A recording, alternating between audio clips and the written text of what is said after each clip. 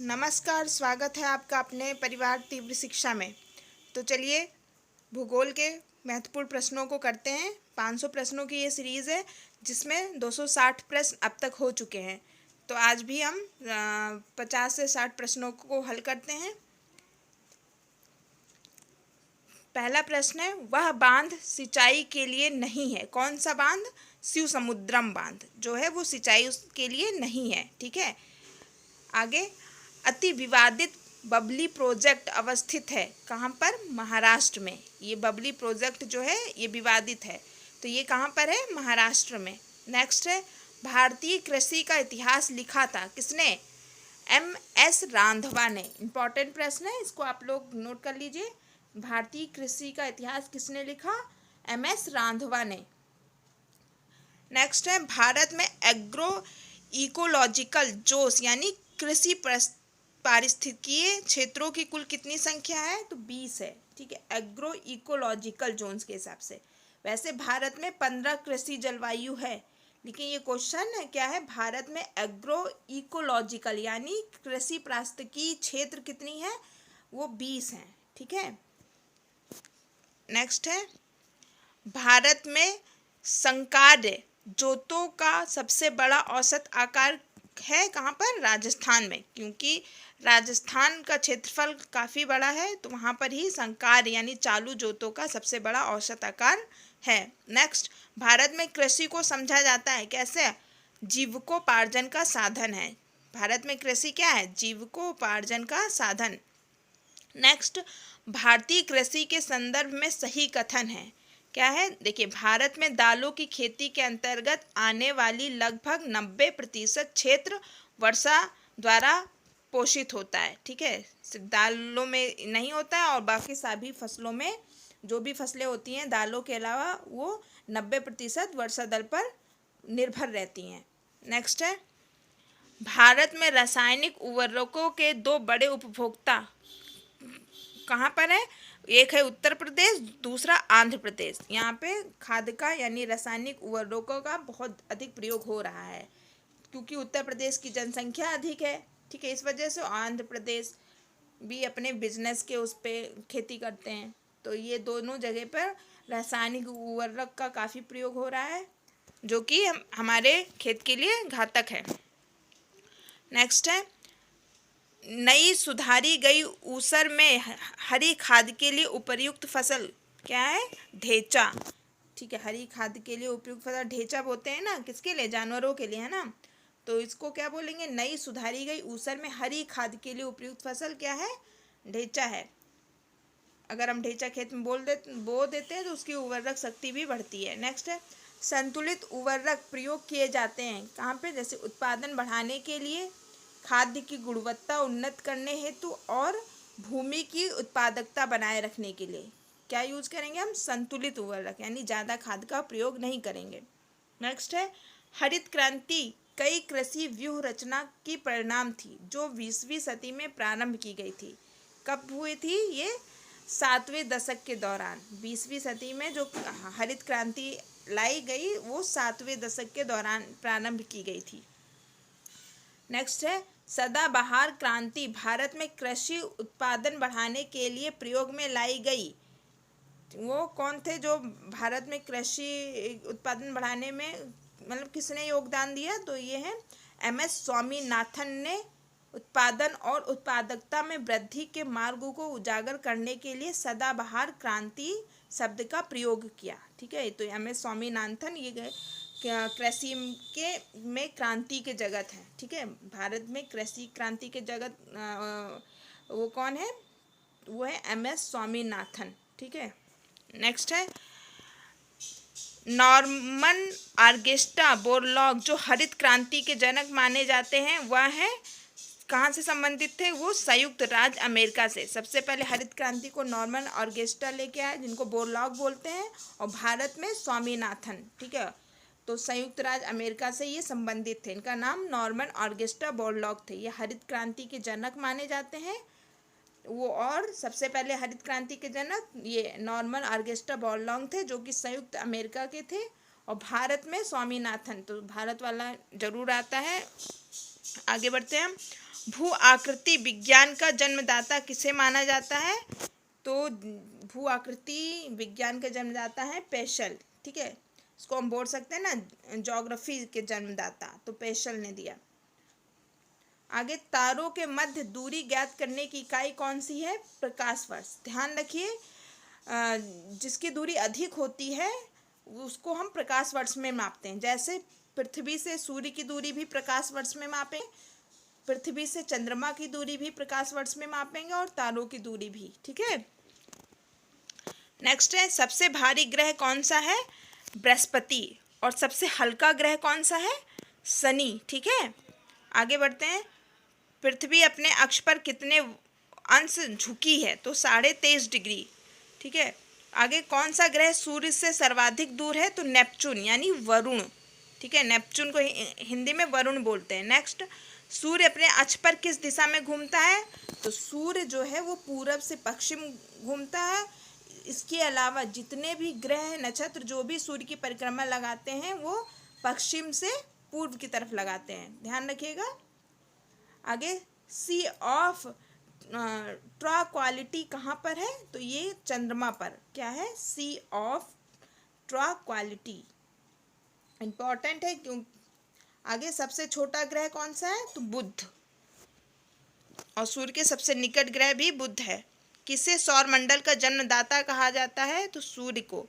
Next, सौर मंडल का सर्वाधिक गर्म ग्रह कौन सा है? तो शुक्र है। ठीक है, आगे, किस तारामंडल के तारे ध्रुव तारे को संकेत करते हैं? तो सप्तऋषि। देखिएगा, जो सप्तऋषि मंडल तारे आपको आकाश में दिखाई देंगे ये ध्रुव तारे की ओर संकेत करते हैं। नेक्स्ट है, यूरेनस सूर्य के चारों ओर एक परिक्रमा में कितना समय लेता है? तो यूरेनस यानी कि अरुण कितना समय लेता है? 84 दिन,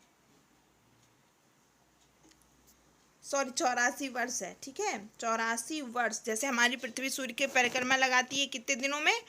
365 दिन में ना। ऐसे यूरेनस सूर्य के चारों तरफ एक परिक्रमा में 84 वर्ष का समय लगाता है। नेक्स्ट है, पृथ्वी परिभ्रमण करती हुई प्रति मिनट करीब कितनी दूरी तय कर लेती है?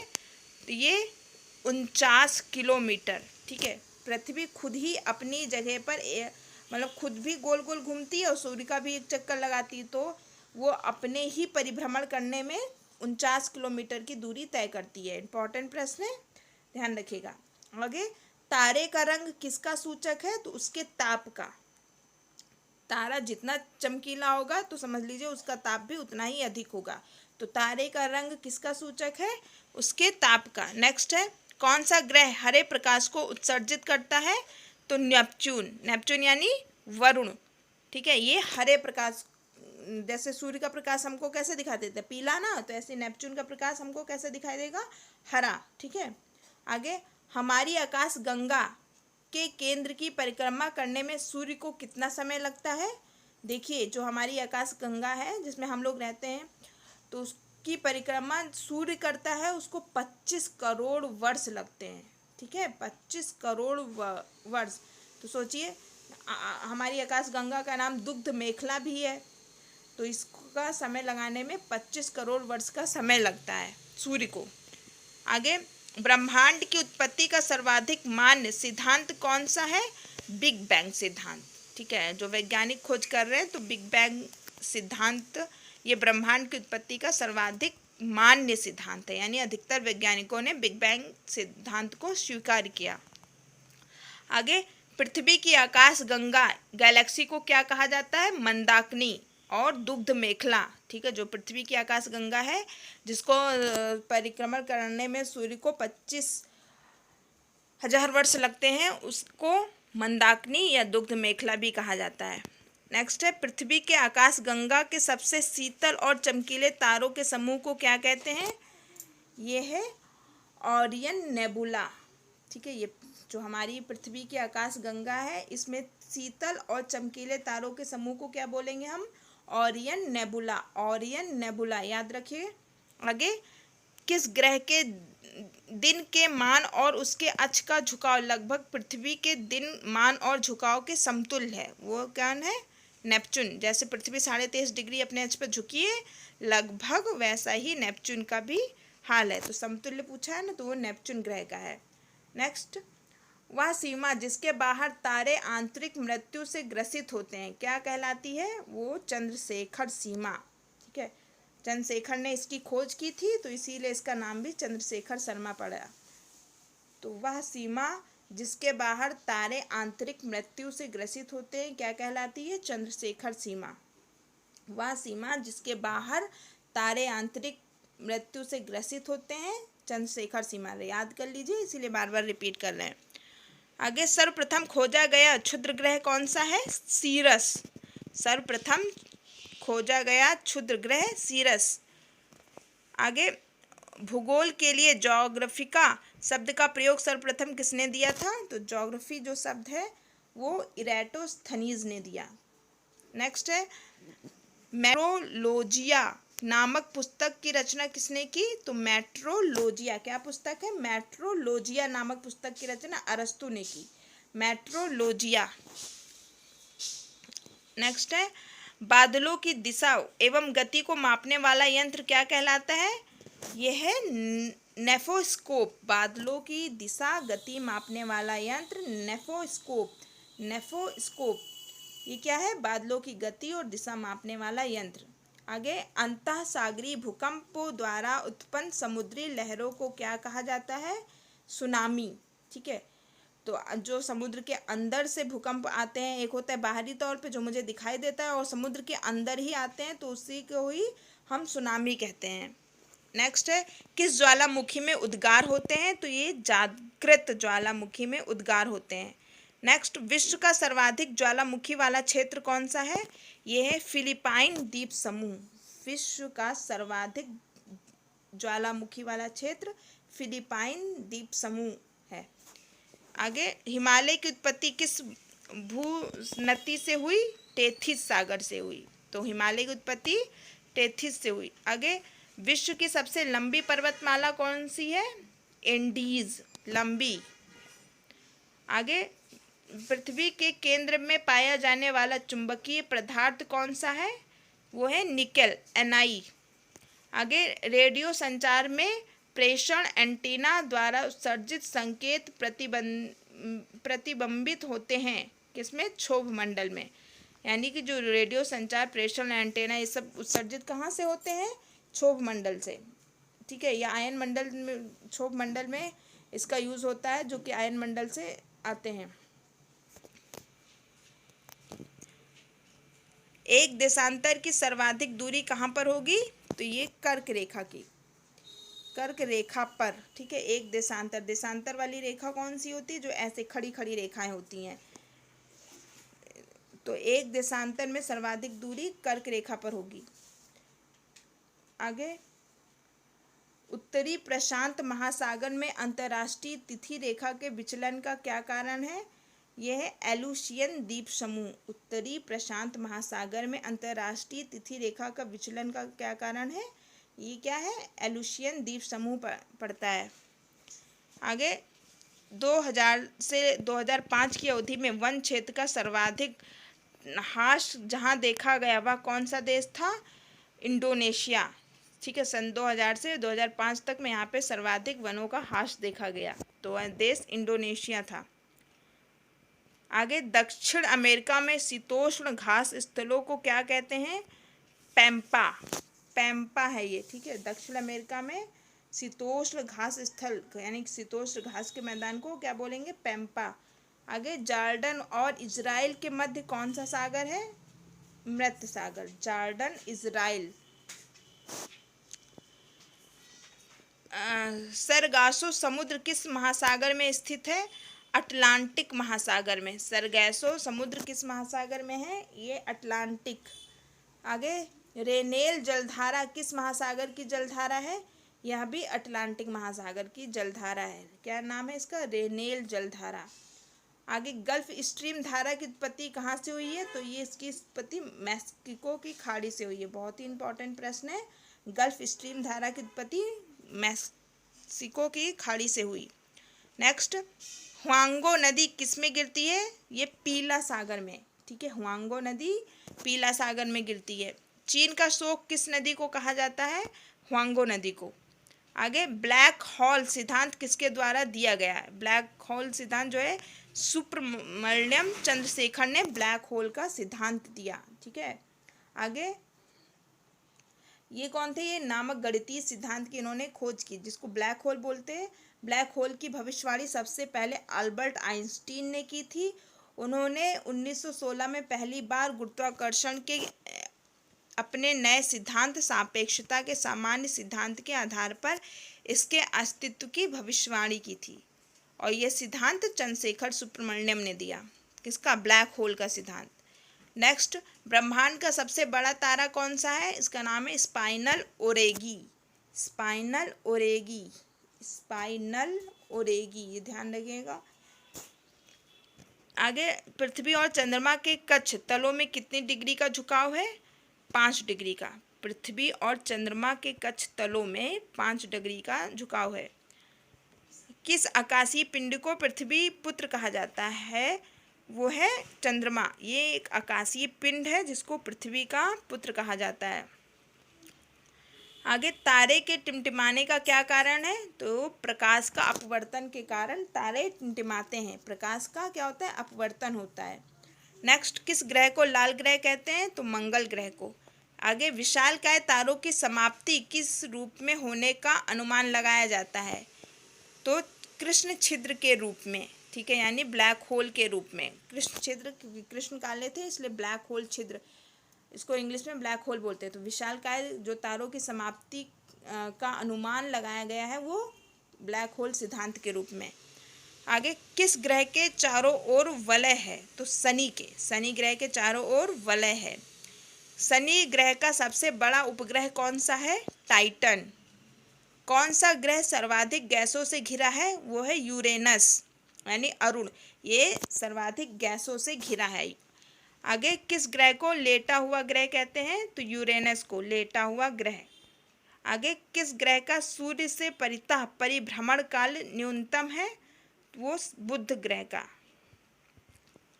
यानी जो सूर्य का चक्कर लगाता है तो सबसे कम समय बुध को लगता है। कितने दिन? 88 दिन।